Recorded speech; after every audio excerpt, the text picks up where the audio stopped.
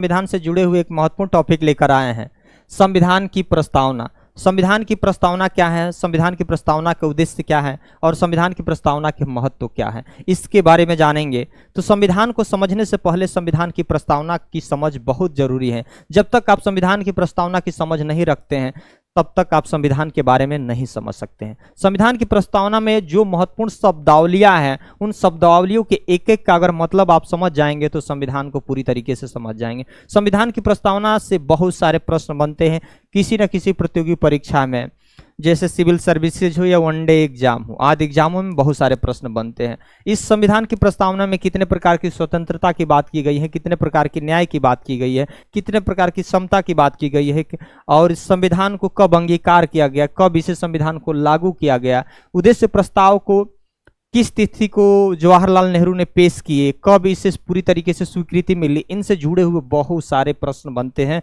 हमारे साथ बने रहिएगा। संविधान की प्रस्तावना के बारे में जानेंगे। सबसे पहला देखिए, संविधान की प्रस्तावना संविधान की क्या है, भूमिका है, यानी पूरी तरीके से उसका सार है, सारांश है, ठीक। उसके बाद जो यह बताती है कि भारत का संविधान किन आदर्शों और किन सिद्धांतों और किन उद्देश्यों पर आधारित है, संविधान की इसे आत्मा कहा जाता है।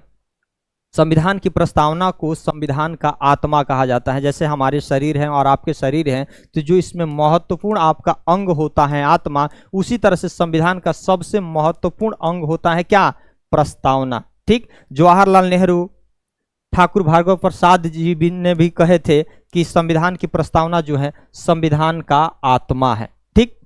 अगला है, यह एक तरह के संविधान का क्या है, सारांश है, यानी भूमिका है उसका, जो हमारे देश के स्वरूप, लक्ष्य और मूलभूत सिद्धांत को स्पष्ट करता है। हमारे देश के स्वरूप क्या होना चाहिए, हमारा देश किन सिद्धांतों पर चलना चाहिए, हमारा देश क्या पाना चाहता है, उसके लक्ष्य क्या है, मूलभूत जो भी सिद्धांत है वह किन सिद्धांतों पर आगे हमारा देश बढ़ रहा है और संविधान क्या स्पष्ट करना चाहता है, इन सारी बिंदुओं को परिचय कराता है। यही प्रस्तावना है, यही प्रस्तावना है, यही महत्वपूर्ण है। ये प्रस्तावना है, जब आप एनसीईआरटी की बुक्स वगैरह ओपन करते हैं, खोलते हैं, तो उसमें आप फर्स्ट पेज पे आप प्रस्तावना देखते होंगे, ठीक। ये प्रस्तावना है, लिखा है ना, प्रस्तावना, भारत का संविधान, इसी को क्या बोलते हैं, उद्देशिका, यानी प्रस्तावना को ही क्या बोलते हैं, उद्देशिका। कई बार तो प्रश्न पूछा जाता है, संविधान की आत्मा क्या, कौन है, प्रस्तावना भी ऑप्शन में दे देता है। ऑप्शन में अगर प्रस्तावना नहीं दिया, अगर उद्देशिका दिया, तो आपका क्या हो जाएगा, उद्देशिया, उद्देशिका भी सही हो जाएगा। प्रस्तावना कह लीजिए या उद्देशिका कह लीजिए। लिखा है कि हम भारत के लोग भारत को एक संपूर्ण प्रभुत्व संपन्न, समाजवादी, पंथ निरपेक्ष, लोकतंत्रात्मक गणराज्य बनाने के लिए तथा उसके समस्त नागरिकों को सामाजिक, आर्थिक और राजनीतिक न्याय, ये सारी चीजें हैं, ठीक। इसमें क्या है, संविधान को किसने बनाया जी, हम भारत के लोग, यानी सोर्स कौन है, भारत के लोग। भारत को कैसा बनाना है, एक संपूर्ण प्रभुत्व संपन्न। संपूर्ण प्रभुत्व संपन्न का मतलब, हम पूरी तरीके से आजादी से पहले क्या हम पूरी तरीके से संपूर्ण प्रभुत्व संपन्न थे, नहीं। हमारे देश के लोग कानून बनाते थे, नहीं। कौन बनाते थे, ब्रिटेन वाले बनाते थे, और वो भी ब्रिटेन में कानून बनता था, ठीक। तो अब हम क्या हो गए हैं, संपूर्ण प्रभुत्व संपन्न। इसका मतलब हम आंतरिक और बाह्य दोनों रूप से हम क्या है, स्वतंत्र हैं, और अपने विदेश नीति का निर्धारण हम स्वयं करते हैं। अब हम किसी दूसरे पे डिपेंडेंट नहीं है। अमेरिका हमसे दबाव बनाकर ये नहीं कह सकता है कि आप अपने देश में ये कानून ये लागू करो, पाकिस्तान दबाव बनाकर ये नहीं कह सकता है कि ये कानून लागू करो। तो इसका मतलब हमने अपने नीति के निर्माण करने में पूरी तरीके से हम क्या है, स्वतंत्र हैं।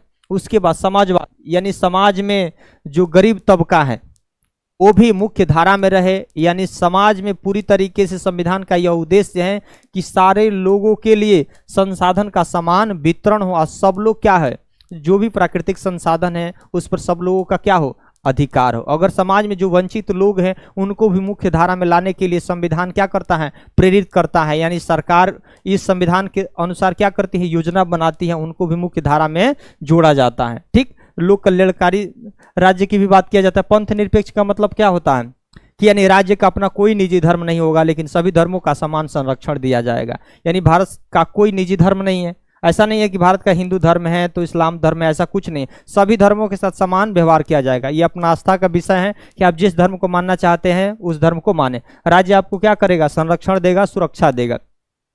जैसे आपका महावीरी झंडा निकलता है, तो आपको पुलिस प्रशासन रूट तय कर देती है, शांतिपूर्वक तरीके से सारे संपन्न कराया जाता है।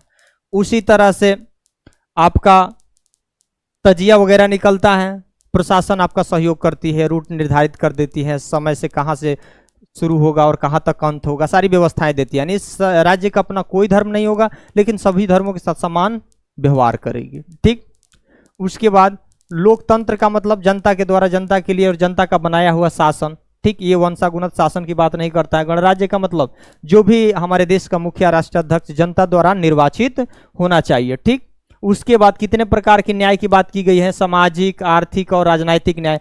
3 प्रकार के न्याय की बात की गई है। कितने प्रकार की स्वतंत्रता, 5 प्रकार की, विचार, अभिव्यक्ति, विश्वास, धर्म और उपासना। कितने प्रकार की समता की बात की गई है, 2 प्रकार की, प्रतिष्ठा और अवसर की समता की बात की गई है।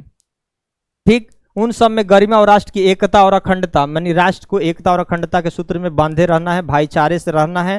ठीक, बंधुता भाईचारे को बढ़ाने के लिए दृढ़ संकल्प होकर संविधान कब तैयार हुआ था? 26 नवंबर 1949 को संविधान क्या हो गया था? तैयार हो गया था। और 26 जनवरी 1950 को क्या हो गया? लागू हो गया। कई बार तो यह पूछा जाता है कि विधि दिवस कब मनाया जाता है, यानी संविधान दिवस कब मनाया जाता है? तो 26 नवंबर को संविधान दिवस या विधि दिवस मनाया जाता है। ठीक, यहाँ पे लिया गया। न्याय कितने प्रकार के होते हैं? 3 प्रकार के। कौन कौन? सामाजिक, आर्थिक और राजनीतिक न्याय। उसके बाद स्वतंत्रता कितने प्रकार की होती हैं? 5 प्रकार के। प्रतिष्ठा और विचार, अभिव्यक्ति, विश्वास, धर्म और उपासना। और समता कितने प्रकार की होती है? प्रतिष्ठा और अवसर, 2 प्रकार की क्या होती है? समता होती है। तो ये भी कई बार प्रश्न पूछा जाता है। ठीक, अगला देखिए,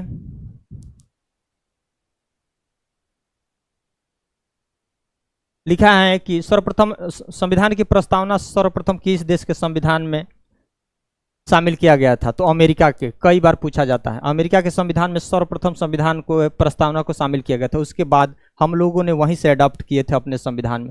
भारतीय संविधान में प्रस्तावना का विचार अमेरिका से तथा प्रस्तावना की भाषा ऑस्ट्रेलिया से। कई बार पूछा जाता है प्रस्तावना का विचार हम लोगों ने किस देश से ग्रहण किया? अमेरिका से। भाषा किस देश से ग्रहण की? ऑस्ट्रेलिया से।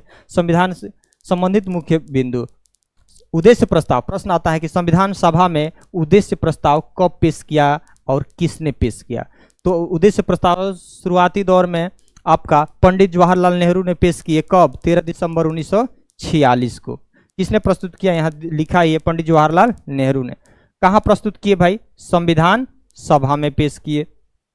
स्वीकृति कब मिली? 22 जनवरी 1947 को। 13 दिसंबर 1946 को उद्देश्य प्रस्ताव पेश किया गया संविधान सभा में, और स्वीकृति इसको कब मिल गई? 22 जनवरी। ये डेट से बहुत प्रश्न बना है।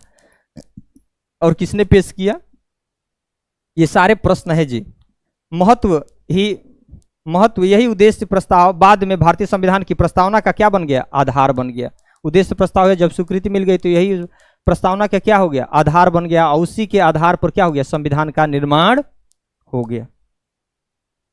उसके बाद प्रस्तावना के तत्व। प्रस्तावना के तत्व, संविधान का स्रोत कौन है जी? संविधान किसने बनाया भाई? तो संविधान बनाया भारत के लोग। भारत के लोग, यानी सबसे पावरफुल कौन है? जनता है। तो संविधान का सोर्स कौन है? भारत के लोग ही बनाए। संविधान की प्रकृति कैसी है? संप्रभु बनाना। भारत को एक कैसा बनाना? संप्रभु, यानी संपूर्ण प्रभुत्व संपन्न बनाना। यानी भारत को कैसा बनाना? संपूर्ण प्रभुत्व संपन्न बनाना। कैसा बनाना जी? समाजवादी बनाना। कैसा बनाना? पंथ निरपेक्ष बनाना या धर्म निरपेक्ष बनाना। पंथ निरपेक्ष मतलब समझ ही रहे हैं, हमने बताया पिछले। लोकतांत्रिक बनाना है और गणराज्य बनाना है। यानी संविधान की प्रकृति, यानी भारत को कैसा बनाना है भाई? संपूर्ण प्रभुत्व बनाना है। कैसा बनाना है? समाजवादी बनाना है। कैसा बनाना है? लोकतांत्रिक बनाना है। और कैसा बनाना है? गणराज्य बनाना है। ठीक, संविधान का उद्देश्य क्या है? न्याय हो,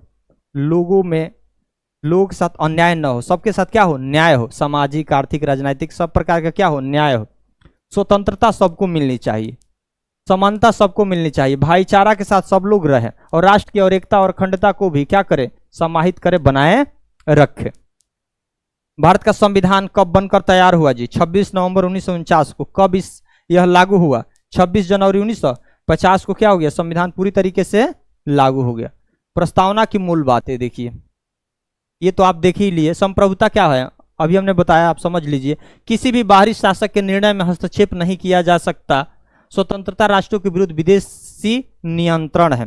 ठीक है, विदेशी नियंत्रण। इसका मतलब आप समझ लीजिए, संप्रभुता का मतलब हम सीधे तौर पे आपको बता दें, संप्रभुता का मतलब होता है कि आंतरिक और बाह्य दोनों रूप में हम क्या है, पूरी तरीके से स्वतंत्र हैं और अपने विदेश नीति का निर्माण और अपने खुद के देश में निर्णय का नीति का निर्माण करने के लिए हम पूरी तरीके से स्वतंत्र हैं, हम किसी दूसरे देश पर निर्भर नहीं है। उसके बाद समाजवादी, राष्ट्र का लक्ष्य सामाजिक कल्याण करना है। समाजवादी प्रकृति घटक मिश्रित अर्थव्यवस्था है। हमारे देश की अर्थव्यवस्था कैसी है, मिश्रित है। कैसे, यानी पूंजीवादी और समाजवादी दोनों के क्या है, सह अस्तित्व है। यानी पूंजीवादी व्यवस्था को भी हमने अडॉप्ट किया और समाजवादी व्यवस्था को भी अडॉप्ट किया और दोनों के मिश्रित अर्थव्यवस्था को हमने पूरी तरीके से क्या कर लिया, अडॉप्ट कर लिया। पूंजीवादी व्यवस्था का आपका अमेरिका नेतृत्व कर रहा था, समाजवादी अर्थव्यवस्था का रूस नेतृत्व कर रहा था। तो हमने सोचा कि नहीं, कुछ पूंजीवादी व्यवस्था में अच्छी चीज और कुछ समाजवादी व्यवस्था की अच्छी चीज को मिलाकर हम अपने देश की क्या करेंगे, व्यवस्था को चलाएंगे। उसी तरह से हम लोगों ने कौन सी व्यवस्था चला रहे हैं, मिश्रित अर्थव्यवस्था। पंथ निरपेक्ष का मतलब क्या होता है जी, राज्य का कोई राष्ट्रीय धर्म नहीं होगा और राज्य की दृष्टि में सभी धर्म क्या होंगे, समान होंगे, ये बता ही दिए हैं। लोकतांत्रिक, सरकार संविधान के अनुसार मतदान करने वाले लोगों की इच्छा से चुना जाता है। गणतंत्र, गणतंत्र हो गया मतलब चुना जाता है, यानी लोकतंत्र का मतलब जनता के द्वारा जनता के लिए और जनता का बनाया हुआ शासन, कोई ये वंशागुणित पद नहीं होता है। गणराज्य का मतलब राज्य का मुखिया जनता द्वारा चुना जाता है। ठीक, संविधान का वाद, दो केस बहुत ही महत्वपूर्ण है, दो केस आपका संविधान के लिए बहुत ही महत्वपूर्ण है।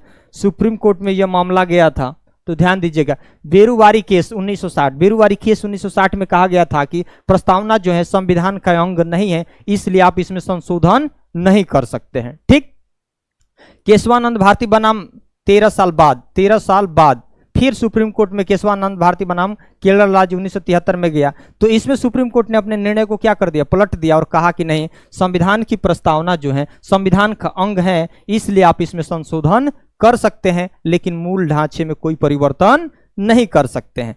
तो अब भाई क्यों, क्योंकि प्रस्तावना में संशोधन करने की जरूरत थी क्योंकि उसमें 3 शब्द जोड़े गए हैं। तो जैसे ही 73 में संविधान की सुप्रीम कोर्ट ने यह निर्णय दिया कि आप इसमें संशोधन कर सकते हैं, और संविधान में संशोधन की प्रक्रिया किस अनुच्छेद के तहत होती है, 368 के तहत होती है। हालांकि ऐसे संशोधन से संबंधित मूल ढांचे में, संरचना में बदलाव नहीं किया जा सकता है। जैसे हमने कहा कि अगर यह मकान खड़ी है तो मकान खड़ी है तो ठीक है, दीवार में परिवर्तन कर लीजिए, दीवार में परिवर्तन कर लीजिए, लेकिन इसका जो मेन पिलर है अगर उसको छेड़छाड़ करेंगे तो मकान क्या हो जाएगी, ध्वस्त हो जाएगी। उसी तरह से जैसे संविधान की जो प्रस्तावना है, जैसे मान के चलिए अगर आप संसदीय प्रणाली है उसमें न्यायपालिका है, अगर इसको आप छेड़छाड़ करेंगे तो गड़बड़ हो जाएगा ना, व्यवस्था ही खराब हो जाएगी। ठीक, इसलिए आप उसमें बदलाव नहीं करेंगे।